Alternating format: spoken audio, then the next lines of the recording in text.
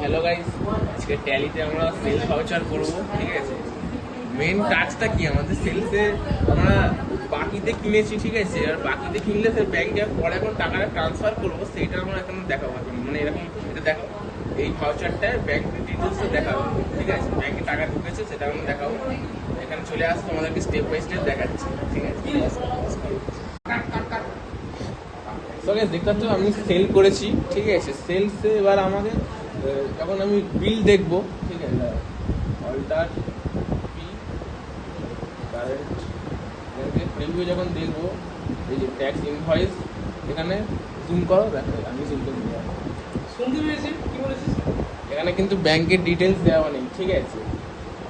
সেই ব্যাংক ডিটেলসটা আমি কী করে আনবো সেটাই আমি দেখাবো, ঠিক আছে।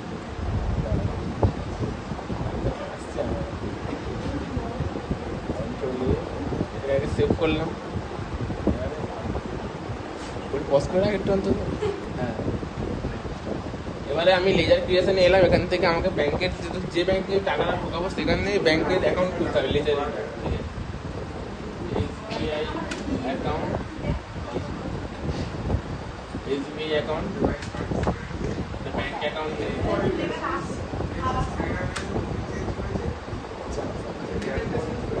আর এখানে সব ব্যাংক ডিটেলস দিতে হবে, ঠিক আছে।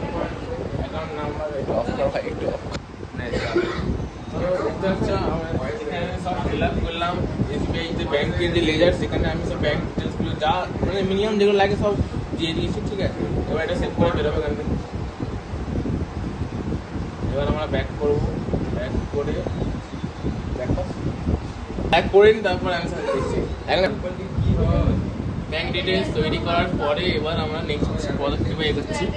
এবারে বস শুরু করো। এবার আমার ডেবুকে গেলাম, ডেবুক থেকে সেলসে যাবো।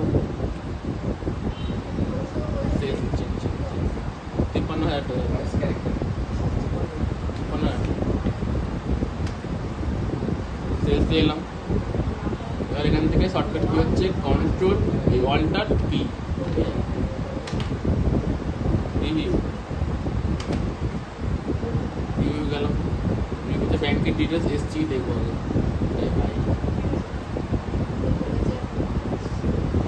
তো কি ভালো তো, ভালো তো থাকতেই হবে, কেন কি আমার ভিডিওতে দেখতে হবে। চলো আজকে এই ভিডিওটা দেখো আর এনজয় করো। দেখা হচ্ছে নতুন ভিডিওতে।